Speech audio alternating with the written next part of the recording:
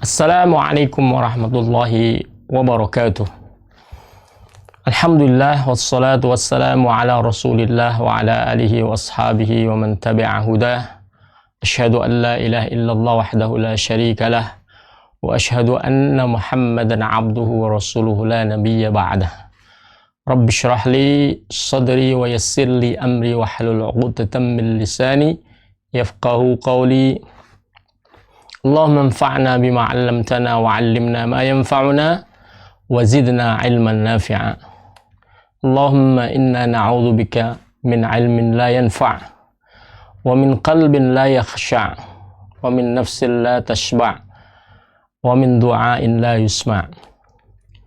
Pemirsa Ibaska TV yang dirahmati Allah Subhanahu wa taala, alhamdulillah Allah Subhanahu wa taala masih menetapkan keimanan dan keislaman kita, menetapkan hidayah pada jiwa dan kalbu kita semuanya, dan semoga hidayah ini akan tetap bersama dengan kita hingga akhir hayat kita bertemu dengan Allah Subhanahu wa taala. Pemirsa Ibaska TV yang dirahmati Allah Subhanahu wa taala, insyaallah pada kajian kali ini kita akan membahas satu tema masih seputar dengan tema ihdharun niyah, pentingnya bagaimana kita menghadirkan niat fil a'mali wal aqwal, dalam setiap perbuatan dan ucapan kita, az-zahira wal batinah, baik yang nampak ataupun tidak nampak. Akan tapi kasus kali ini insyaallah kita akan menampilkan satu kasus dalam satu peristiwa yang lain. Karena memang di dalam menjaga niat ini akan senantiasa menuntut perjuangan dan juga pengorbanan kita. Mengokohkan niat ini butuh pengorbanan. Karena tidak setiap saat kita mungkin akan menghadapi situasi dan kondisi yang sama. Maka dari itu selalu diingatkan oleh Rasulullah Sallallahu Alaihi Wasallam agar kita menjaga niat kita. Nah, kasus yang akan kita pelajari bersama hikmahnya, pelajarannya kita petik adalah kasus bagaimana menjaga niat kita sekalipun kita saat itu tidak mampu untuk beramal. Maka tema yang kita angkat pada kali ini adalah tetap panen pahala sekalipun beramal terkendala. Nah, kasus ini akan kita angkat dari sebuah hadis Rasulullah Sallallahu Alaihi Wasallam yang terkumpul di dalam sebuah kitab Riyadhus Shalihin, hadis yang keempat.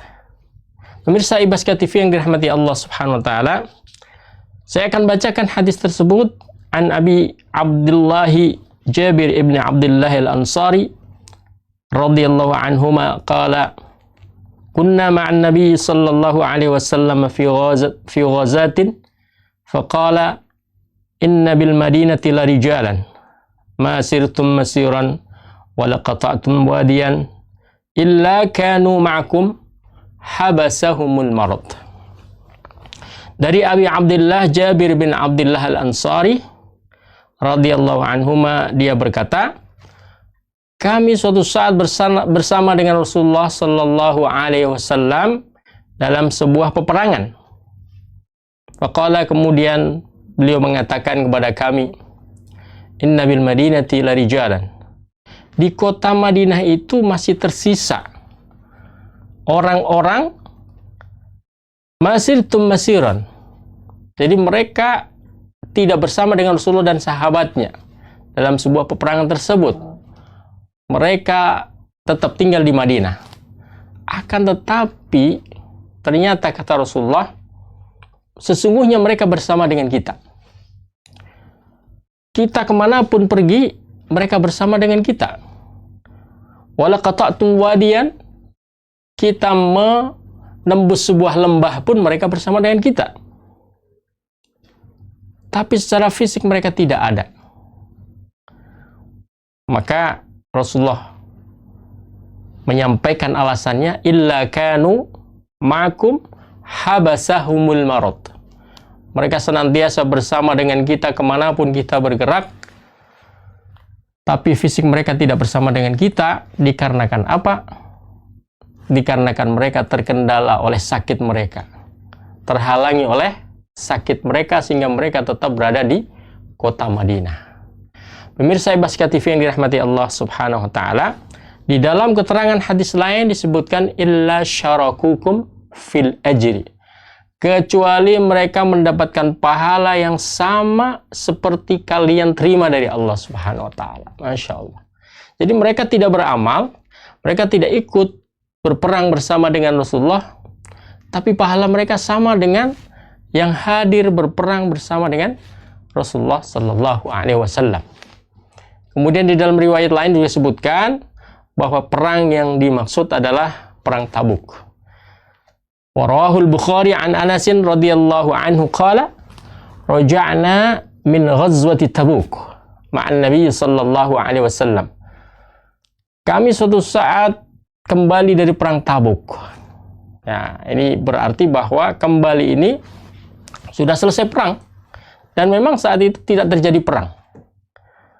Awalnya Rasulullah mengajak para sahabat untuk bersiap siaga berangkat dari Madinah menuju Tabuk. Ya. Akan tapi setelah sekian lama menunggu di Tabuk sana, pasukan Romawi tidak datang dan tidak menemui mereka, tidak berperang bersama dengan melawan Rasulullah Sallallahu Alaihi Wasallam dan para sahabatnya. Ya, maka roja'na min ghazwati Tabuk. Kemudian kembalilah Rasulullah beserta dengan sahabatnya dari perang Tabuk.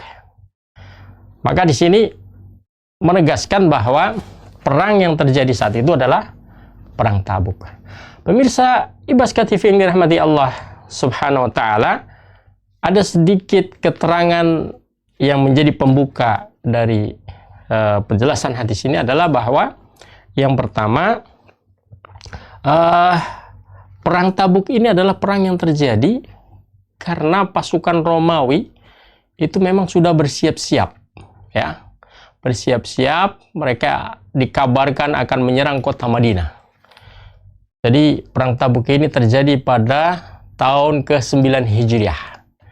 Jadi kota Madinah dan seluruh penduduknya, kota ini dibangun oleh Rasulullah Sallallahu Alaihi Wasallam ini sudah menjadi kota yang maju, sudah menjadi kota yang berkembang. Islam sudah tersebar di seluruh penduduk kota Madinah. Sekalipun tetap ada sebagian dari penduduk kota Madinah yang tetap dalam agama mereka, tetap dalam agama Kristen, Nasara, tetap dalam agama Yahudi. Tapi mereka bersatu padu, diikat oleh Rasulullah SAW dalam sebuah perjanjian yang disebut dengan Wathiqatul Madinah, piagam Madinah. Ya. Sehingga mereka bersatu padu untuk menjaga stabilitas kota Madinah dalam berbagai sisi, termasuk juga menjaga keamanan, ya, keamanan kota Madinah agar tidak diserang oleh musuh-musuh Islam. Para sahabat Rasulullah Sallallahu Alaihi Wasallam diperintahkan oleh Rasulullah agar bersiap menghadapi ancaman dari luar, yaitu ancaman dari pasukan Romawi. Ya. Padahal saat itu adalah saat musim yang sangat sulit, panas dan terik matahari luar biasa, musim paceklik. Para sahabat Rasulullah SAW dalam keadaan sedikit harta dan perbekalan mereka. Tapi karena ini tuntutan dari agama untuk berjihad dan menjaga keamanan nasional, maka mereka semuanya berangkat berjihad fi sabilillah. Berangkat dari kota Madinah menuju ke Tabuk, perbatasan kota Madinah, ya, perbatasan kota Saudi Arabia saat ini. Dan di sana sudah diperkirakan pasukan Romawi akan masuk ke kota Madinah, ya, akan menyerang dari Tabuk menuju kota Madinah. Maka Rasulullah mengajak semua sahabat untuk menjaga keamanan ini. Berangkatlah mereka dari kota Madinah menuju Tabuk. Padahal jarak antara kota Madinah ke Tabuk itu kalau dari darat mungkin sampai 687 kilometer gitu, atau 700-an kilometer, luar biasa. Kalau lewat udara mungkin 500-an kilometer. Nah, kalau dari darat, perjalanan kendaraan, mobil pribadi dan seterusnya itu sekitar 9 sampai 10 jam. Ya. Tapi saat itu Rasulullah SAW menggunakan kendaraan yang saat itu biasa dikenal di kalangan orang-orang Arab, yaitu onta atau kuda. Perjalanannya dari Madinah menuju Tabuk itu luar biasa. Luar biasa, menempuh sekitar 20 hari. Ini baru one way, baru berangkat. Pulangnya juga 20 hari, berarti total sekitar 40 hari. Masya Allah, luar biasa. Ini pasti butuh pengorbanan. Termasuk di dalamnya adalah butuh niat yang kuat agar tidak gugur di tengah jalan, agar tidak lembek, lemes ya, sehingga akan mengurangi pahala di dalam berjihad fisabilillah. Mereka semua tahu, mereka semua paham dengan resiko pengorbanan yang harus senantiasa dihadirkan semangatnya di setiap jejak-jejak kaki mereka. Maka berangkatlah mereka bersama dengan Rasulullah Sallallahu Alaihi Wasallam. Adapun sebagian sahabat yang awal mulanya mereka sesungguhnya ingin berangkat bersama dengan Rasulullah, akan tetapi mereka tidak bisa, mereka terhalang, mereka terkendala. Ya, apa kendalanya? Rasulullah memberikan informasi kepada para sahabat, habasahumul marad.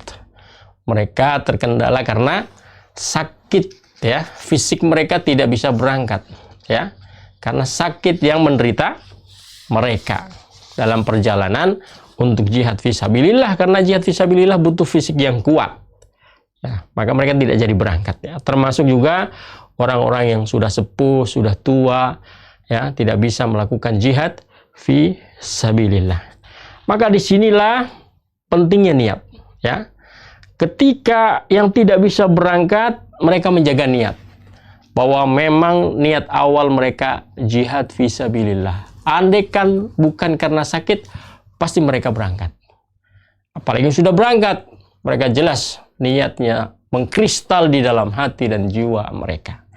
Pemirsa Ibaska TV yang dirahmati Allah Subhanahu wa taala, maka saya akan singgung sedikit makna niat sebagaimana yang dulu juga kita ingatkan. Maka yang disebut niat adalah qasdul qalbi ila fi'li syai'i ibtigha'a wajhillahi subhanahu wa ta'ala.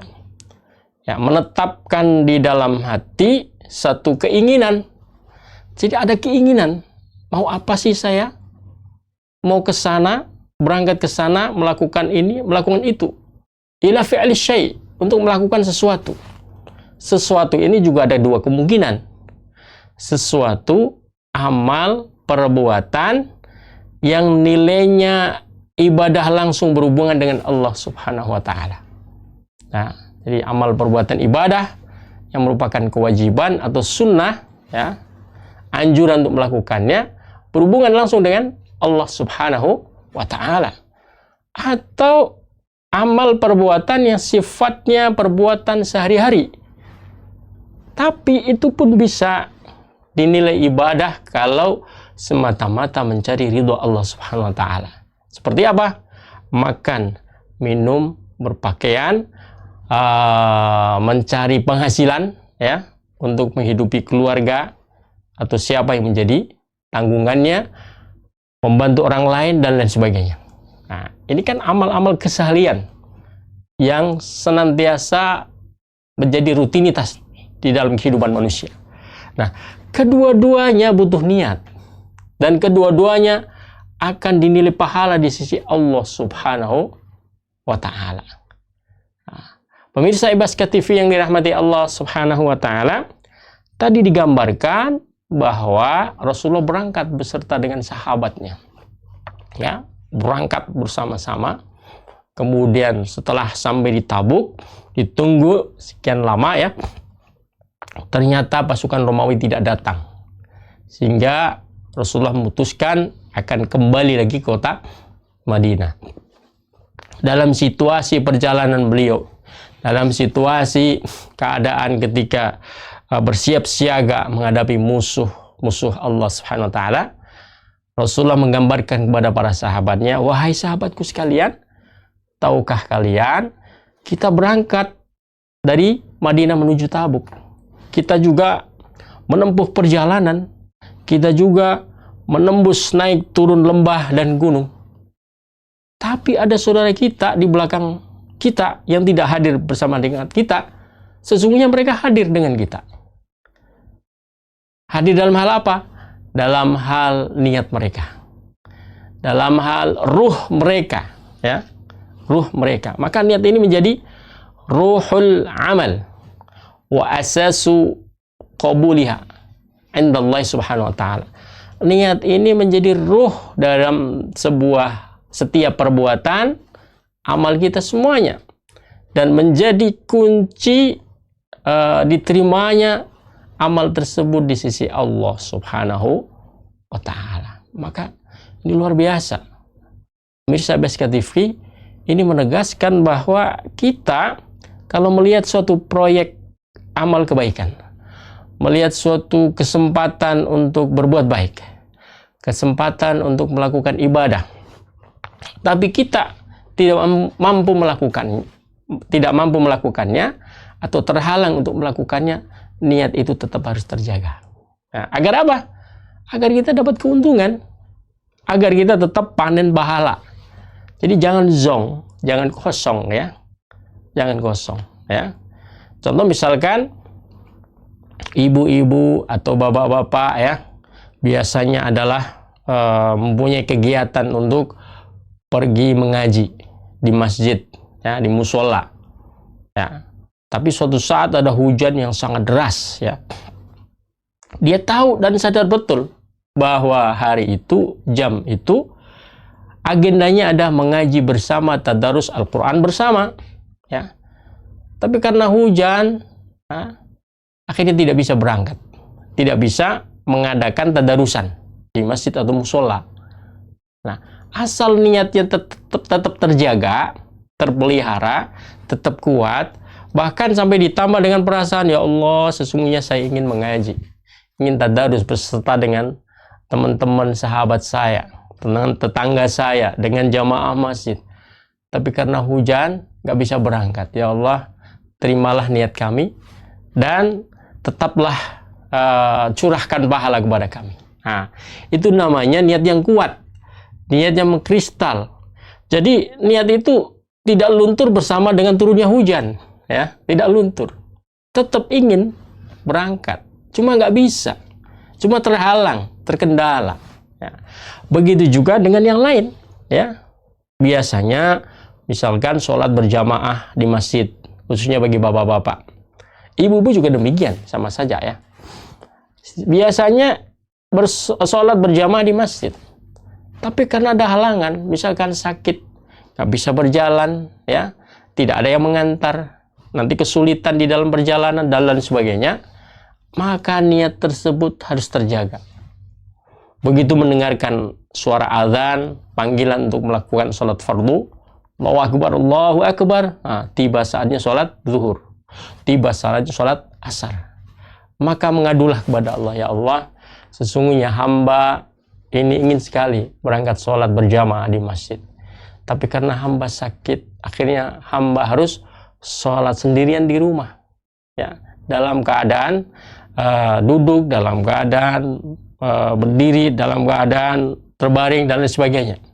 Ya Allah, terimalah niat hamba yang biasanya dia adalah sholat berjamaah di masjid. Insya Allah kondisi seperti ini tetap akan diterima oleh Allah, bahkan tetap dicatat sebagai hamba yang melakukan amal perbuatan secara penuh, ya, secara penuh, tidak terkurangi sama sekali.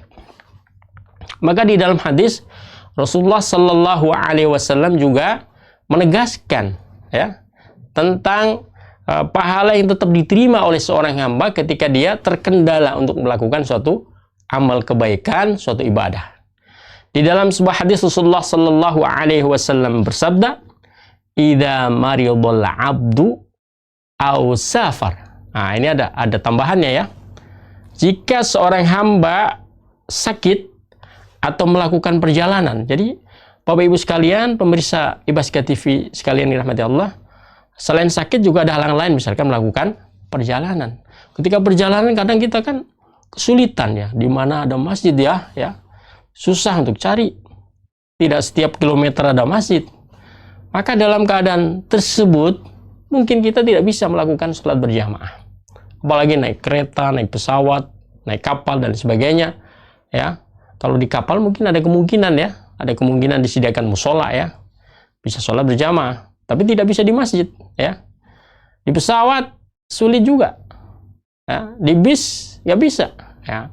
Atau kendaraan pribadi terkadang juga sulit untuk mencari tempat yang khusus untuk sholat berjamaah ya, sulit, tempatnya sempit lagi, hanya cukup untuk 2 orang, atau kadang sudah terlambat ya, ada masjid besar tapi sudah terlambat. Nah, dalam keadaan seperti itu, asal kita menjaga niat kita ya, maka apa yang dikatakan Rasulullah, kutiba lahu ma kana ya'malu sahihan muqiman, maka akan tetap dicatat pahalanya di sisi Allah Subhanahu wa Ta'ala secara sempurna, sebagaimana ia lakukan ketika dia dalam keadaan sehat, dalam keadaan mukim, tidak melakukan pepergian.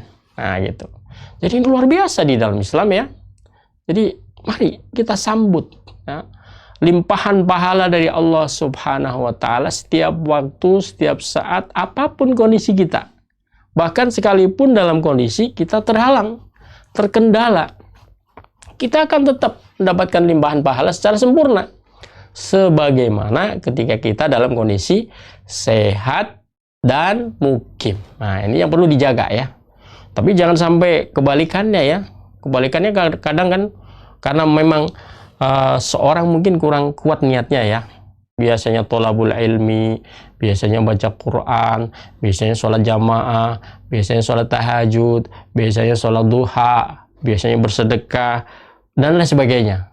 Itu kan kebiasaan ya. Kebiasaan itu harus senantiasa dirasakan dan hadir dalam hati kita ketika sekalipun dalam keadaan terhalang. Beda dengan orang yang tidak terbiasa. Orang tidak terbiasa, mungkin hanya niat saja, tapi niat itu juga dapat pahala, cuma tidak sempurna. Pahala niat saja. Tapi kalau itu sudah menjadi kebiasaan, maka pahalanya sempurna. Nah, jadi jangan sampai dilepaskan niat tersebut, ya. Dilepaskan, dibiarkan begitu saja tanpa kita kunci, ya. Dengan berharap penuh kepada Allah Subhanahu wa Ta'ala agar pahala itu tetap datang dan mengalir kepada kita ya. Inilah bedanya Allah yang maha bijak, Allah yang maha sempurna, Allah yang maha lembut pada hambanya ya. Seorang hamba tidak mampu melakukan investasi kebaikan dalam keadaan yang sempurna, tetap dihitung pahalanya sempurna. Kita dalam kehidupan sehari-hari, kita punya uang, gitu, biasanya nabung. Tapi suatu saat kita tidak setor tabungan itu, ya bank atau pihak yang kita setorkan itu nggak akan menghitungnya, gitu. Sekalipun kita niat, ya nggak bisa dihitung, nggak dianggap itu ya. Mana ada kita bisa nabung satu bank, investasi. Suatu saat kita lupa untuk mengirimkan, menyetorkan investasi kita, itu tabungan kita, ya kita nggak dapat apa-apa. Tapi beda dengan Allah Subhanahu wa Ta'ala, ketika hati kita, jiwa kita merasa satu, merasa hadir dalam amal perbuatan yang biasanya kita lakukan dengan sempurna, ya, maka Allah tetap mencatatnya sebagai pahala yang sempurna. Subhanallah, luar biasa. Maka kesempatan ini harus kita hidupkan niat dalam setiap amal perbuatan, kesempatan kebaikan kita ya, agar investasi kita terus mengalir ya, tidak terhalang, tidak terputus. Pemirsa Ibaska TV yang dirahmati Allah Subhanahu wa Ta'ala, ada beberapa hikmah ya yang mungkin bisa kita petik ya dari hadis tadi ya. Sekilas akan saya jelaskan ya secara singkat ya. Hadis tadi bercerita tentang para sahabat yang berjihad bersama dengan Rasulullah Shallallahu Alaihi Wasallam. Tapi karena suatu saat beliau ini tidak mampu berangkat berjihad dengan Rasulullah karena halangan sakit atau halangan yang lainnya. Hikmah yang pertama, bahwa sesungguhnya di dalam hadis ini mengisyaratkan derajat para mujahid yang berperang di jalan Allah itu jauh lebih tinggi di sisi Allah Subhanahu wa taala, ya, daripada orang-orang yang hanya duduk-duduk di rumahnya tidak pergi berperang jihad fisabilillah, ya. Jadi derajatnya tetap lebih tinggi daripada orang yang duduk-duduk tidak ikut berperang, ya, jihad fisabilillah, ya. Adapun mereka yang biasanya berjihad fisabilillah terhalang, ya, terkendala oleh sakit atau kendala yang lainnya, dan mereka memang tetap ingin berjihad fisabilillah, maka mereka juga mendapat pahala yang sama, ya. Tapi adapun yang lain, apalagi yang tidak ada niat sama sekali, ya, tidak ada niat sama sekali, ya, nggak dapat apa-apa, ya, tidak dapat apa-apa. Ini yang pertama. Kemudian yang kedua, pemirsa IBSK TV yang dirahmati Allah Subhanahu wa taala, bahwa orang-orang yang mempunyai alasan, ya, berupa cacat atau lemah fisik, ya, buta atau sakit atau pincang atau yang lainnya lah, itu diperbolehkan untuk tidak berperang jihad fisabilillah, ya, karena halangan-halangan tersebut, ya. Nah, karena nggak mungkin, ya, orang yang sakit, kekurangan fisiknya, lemah fisiknya, berangkat berjihad. Tapi tadi tetap saja, kalau dia menjaga niatnya dan memang menghidupkan ruh jihad tersebut di dalam hatinya, maka dia tetap dapat pahala yang sama yang berangkat jihad fisabilillah di medan perang. Hanya saja dalam sisi fikih itu diperbolehkan tidak ikut karena halangan fisik tadi.